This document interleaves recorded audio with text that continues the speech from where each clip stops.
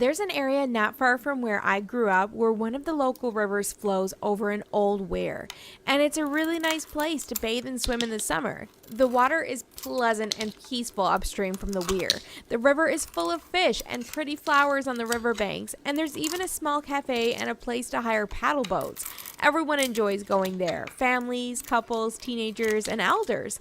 There were a number of people, primarily youngsters, up at the crest of the weir, where most of the people entered the water, as was customary on days like these.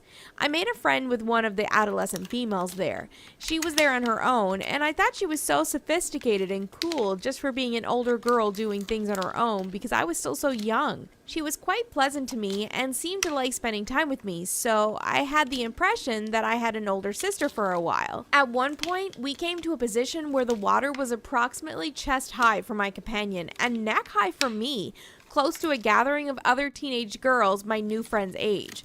One of them sounded apprehensive about getting into the water, complaining that it was cold. At the time, I was still a very loudmouth and boisterous kid, a far cry from how I am now. And I was also pretty proud of my plainly better swimming talents. So I turned to my friend and muttered something lighthearted about that girl being a big sissy or something along those lines.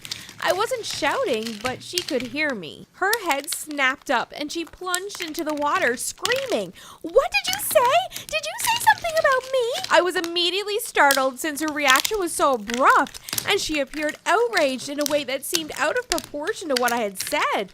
I tried to defend myself and de-escalate by opening my mouth, but she grabbed me and forced me underwater before I even realized what was going on. She let me come up again after a little battle. I thought I heard my friend scream in the distance, but I was more concerned about this chick who still had a death grip on both of my shoulders. She looked at me with an uneasy expression, as if she was struggling with herself or trying to maintain control. She yelled at me, "What did you say to me?" I was terrified, and I despised how helpless I felt and how humiliated I felt in front of this cool girl I had befriended, so I vowed not to exhibit any weakness. I burst out laughing in her face. She immediately dragged me below and held me down for a much longer period of time than the prior time. She screamed in my face when she let me come up again. "You think this is funny? Do you think so?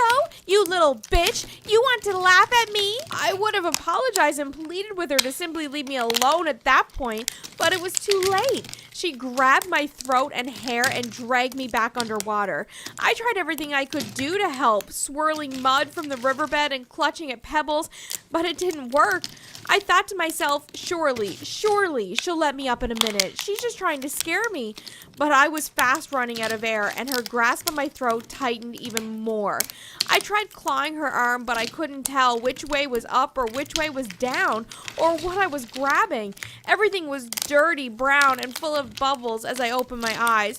I realized I was about to drown directly in front of my eyes, that I was being murdered by this complete stranger while the sun shone brightly and we were surrounded by joyful families and no one knew what was going on. I'm glad I don't remember exactly how that felt. When I attempt to recall that time, all I get is a sense of complete powerlessness and loneliness.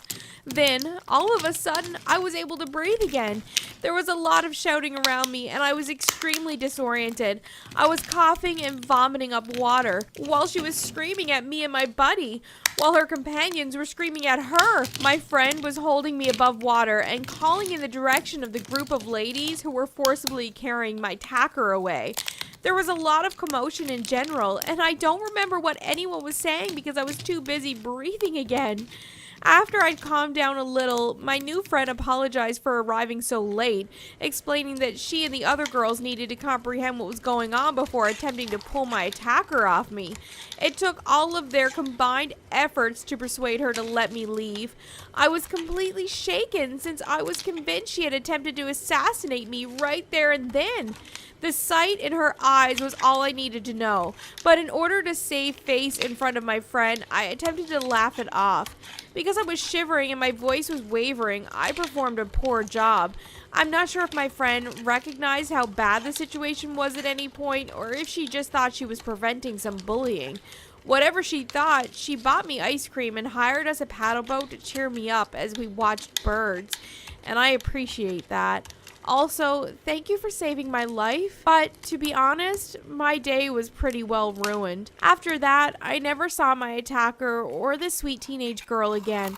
And I told my mother nothing because I was embarrassed about what had happened to me. But that incident, together with a few other events later in my life, drained me of most of my confidence I had as a child. And now I'm a very nervous and cautious person. So if you're the girl who's willing to murder over some trivial taunting, don't approach me, please. My mother and I immigrated from Serbia when I was 13 years old. My older brother, who was 15 years my senior, had spent some time in America and had sent for us. My mother would not be staying, which I was unaware of at the time. Anyway, we arrived in New York City and my brother was supposed to pick us up. My niece, on the other hand, chose to arrive early and my brother's wife gave birth shortly before we arrived. Because my brother couldn't leave his wife, he arranged for a coworker to pick us up in NYC and take us to his and my sister-in-law's in New Jersey.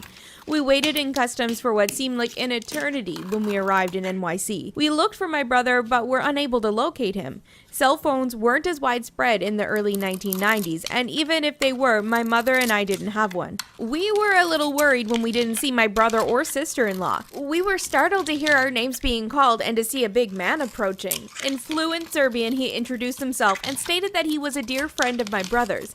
He claimed he'd drive us from the airport to my brother's house in 2 hours. My mother became more relaxed, and the two of them joyously began talking about my brother and America. I, on the other hand, felt strange. This person gave me the creeps, and despite my brother's closeness with him, I was suspicious of him. We'd been driving for about an hour and a half when he said he'd take us to breakfast. We had CoverGirl Clean Fresh Skin Milk, una base de maquillaje vegana. Clean Fresh Skin Milk, de CoverGirl.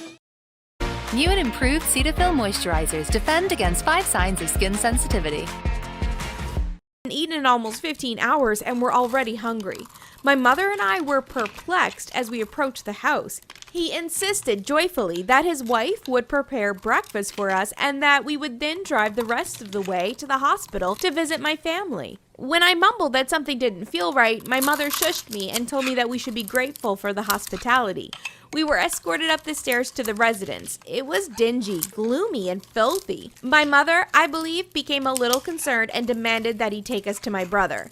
Suddenly, the guy grabbed my mother's wrist and informed her that he needed a wife to look after him in his house, and he knew he'd found one when he heard my brother tell the others at work that she'd be coming to visit. I was a puny little scamp at the time, and I tried to push him away from my mother, but he punched me so hard that I saw stars. We were both worried at this point because neither of us spoke English and we only knew my brother's home phone number and that he was in the hospital. Also, in Serbia, you don't dial 911, so even if you could, I wouldn't know how to contact the authorities. Anyway, he tells my mother that she must clean and cook for him, and he takes me to the basement where I am imprisoned in the laundry room.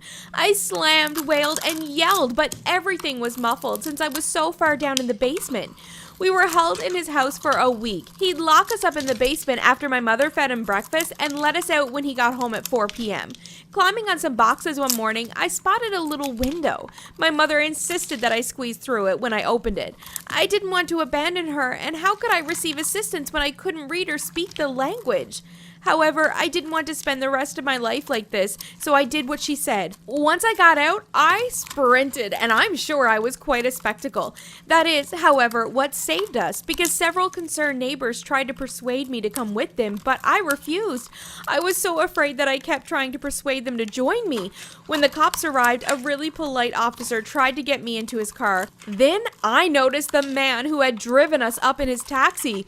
When he noticed the cops, he bolted. That's when I dashed to his house to recover my mother. Needless to say, the cop and his partner chased me down and retrieved my mother. It took them another 4 hours to find someone who spoke our language so we could explain what had transpired. A warrant had been issued for the man's arrest. My brother received a call. My brother had been urgently calling home in Serbia to find us after his buddy told him we hadn't been shown there. He came up to fetch us and give the officers information information about his alleged companion so that they could track him down.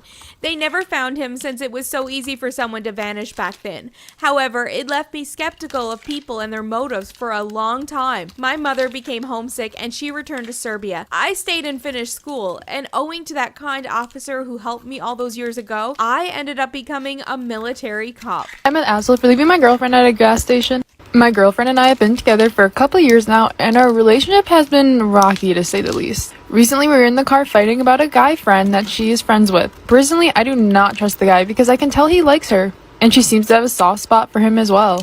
I asked her to stop talking to him a couple of times, and she said that they're just friends, and that she does not like him. I asked if he liked her, and she said yeah, but nothing will ever happen. This man has tried to make moves on her in front of me and does not respect our relationship at all. I'm tired of asking her to stop, and she obviously does not care. When we were fighting and driving, things got really heated. I had to stop for gas, and she was screaming at me. I got fed up and embarrassed, and while she went to the bathroom, I left her there.